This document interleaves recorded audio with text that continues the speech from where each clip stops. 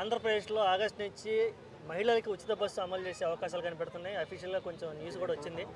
ఎలా ఫీల్ అవుతుంది? నీ అభిప్రాయం ఏంటి? మంచిదే కదా బ్రో. ఆడవాళ్ళకు మహిళలకు ఉచిత బస్సు ప్రయాణం చాలా మంచిది.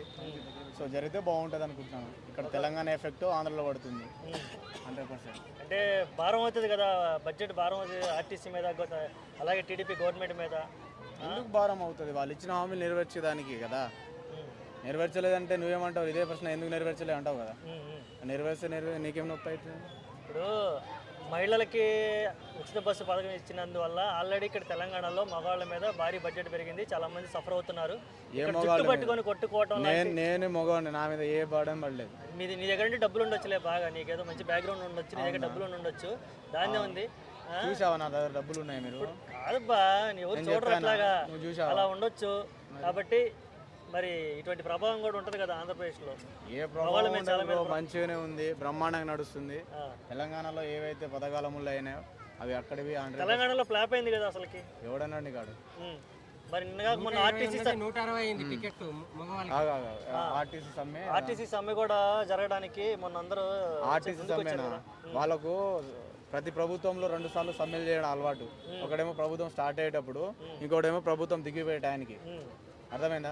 గతంలో కేసీఆర్ గారి పరిపాలనలోకి నాకు ఇట్లనే, అంటే 2 పరిపాలన, అంటే 2015లో గవర్నమెంట్ స్టార్ట్ అయినప్పుడు ఇలానే, 19కి ఇలాగనే జరిగింది. వాళ్ళకి ఏదో కావాలనుకున్నప్పుడు ఏదో బస్సు అనేది చాలా ఇష్యూ పెద్దగా అవుతుంది కాబట్టి దాన్ని వాళ్ళు అడ్డు పెట్టుకొని వాళ్ళకి ఏదో కావాల్సింది తీసుకుంటారు. ఇవంతా డ్రామా. లేకుంటే ఇప్పుడు లాస్ట్ టైం కేసీఆర్వి అన్నారు కదా, 10 రోజులు రాకుంటే వేరే వాళ్ళని రెగ్యులర్ చేసి పడేస్తా అంటే, వీళ్ళు అదే చేస్తారు. దొరికింది కదా అని చెప్పేసి ఇష్టం వచ్చిన వాసిపోతాం, మాకు ఇష్టం వచ్చిన ప్రమోషన్ కావాలి, ఇష్టం వచ్చిన శాలరీలు పెంచుకుంటూ పోవాలంటే కష్టం. అంటే ప్రతి ప్రభుత్వంలో 2 సార్లు శాలరీలు పెంచడం ఎవరి తరం కాదు, ఇది కాదు. స్టార్టింగ్ ఒకసారి, ఎండింగ్ ఒకసారి వాళ్ళు ఇష్యూ కావాలని చేస్తారు, ఏదో ప్రెజర్ తోటైనా చేస్తారని ఫీలింగ్లో వీళ్ళు ఒక పాయింట్ పట్టుకొని ప్రతి ఇయర్ చేయాలంటే జరగదు బ్రో. ప్రభుత్వం ఏర్పడక ముందు ఇచ్చిన హామీనే మేము అడుగుతున్నామని వాళ్ళ డిమాండ్.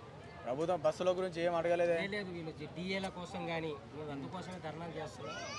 టీఏలు అన్నీ రిలీజ్ అవుతాయి బ్రో. గతంలో 2015 నుంచి డిఎల్ రాలే, మరి అప్పుడు ఎందుకు అడగలే? గత ప్రభుత్వంలో రేవంత్ రెడ్డి ఇచ్చిన హామీనే మేము అడుగుతున్నాం. మరి కేసీఆర్ గారు ఇచ్చినప్పుడు కేసీఆర్ గారిని ఎందుకు అడగలేదు ఈ హామీలు? అంటే పీకేస్ అను ఆ ప్రైవేట్ ఉద్యోగస్తులనే డైరెక్ట్ రెగ్యులర్ చేసే తనందుకు పెట్టేశారు అనుకోవచ్చా? కేసీఆర్ అట్లా చేసింది కాబట్టి మేము మిమ్మల్ని గెలిపించాం. మీరు ఏదైతే హామీ ఇచ్చారో మాకు అది ఇస్తారనే మేము మిమ్మల్ని గెలిపించుకున్నామని మొన్న డిస్కషన్ వచ్చింది. అవన్నీ ఫేక్ ముచ్చట్లు బ్రో, వేస్ట్. అవి ఎవరికి అసలు వాళ్ళకు ఏదో ఒకటి ఇష్యూ క్రియేట్ చేసి డబ్బులు సంపాదించి, అంటే వాళ్ళు శాలరీస్ ఇంక్రీజ్ చేయడం అనే ప్లాన్లో ఉంటారు తప్ప, తెలంగాణలో ముఖ్యమంత్రి రేవంత్ రెడ్డి గారి పరిపాలన చాలా బ్రహ్మాండంగా ఉంది. సో నాకు చాలా బాగా నచ్చింది. ఏవైతే హామీలు ఉన్నాయో 100% నెరవేరుస్తున్నారు. మరీ గత ప్రభుత్వం లాగా అయితే చేయట్లేదు. నాకైతే చాలా సాటిస్ఫాక్షన్గా ఉంది. వాళ్ళు ఇచ్చిన హామీలను అయితే 100% నెరవేర్చారు.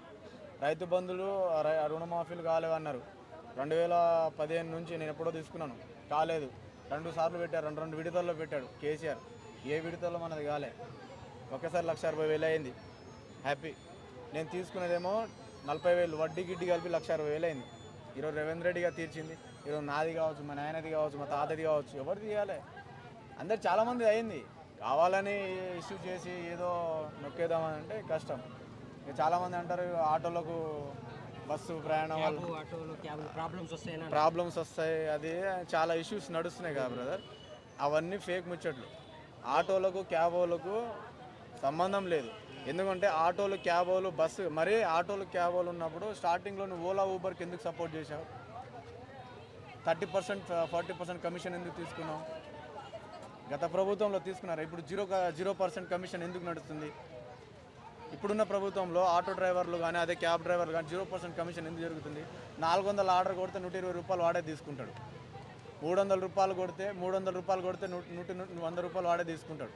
30% తీసుకుంటాడు. మరి ఈ ప్రభుత్వంలో ఎందుకు తీసుకుంటలేరు? అవన్నీ ఎడిగిపోయినాయి. అవన్నీ మనం అబ్జర్వ్ చేయము. ఆటోలు బతకట్లేదు. ఆటోలు బ్రహ్మాండంగానే ఉన్నారు, అందరూ బ్రహ్మాండంగా బతుకుతున్నారు. నేను ఆటో డ్రైవర్ని ఒకప్పుడు, ఇప్పుడు నడుపుతున్నాను. అప్పుడు ఓలా, ఇప్పుడు ఎవరైనా ఏ ఆటో అయినా బ్రో ఇప్పుడు మీ కమిషన్ ఎంత బ్రో ఓలా అని అడుగు, 0 కమిషన్ అంటాడు. అప్పుడు కేటీఆర్ పరిపాలన ఎలా ఉండే బ్రో కమిషన్ అంటే 30-40% అంటారు.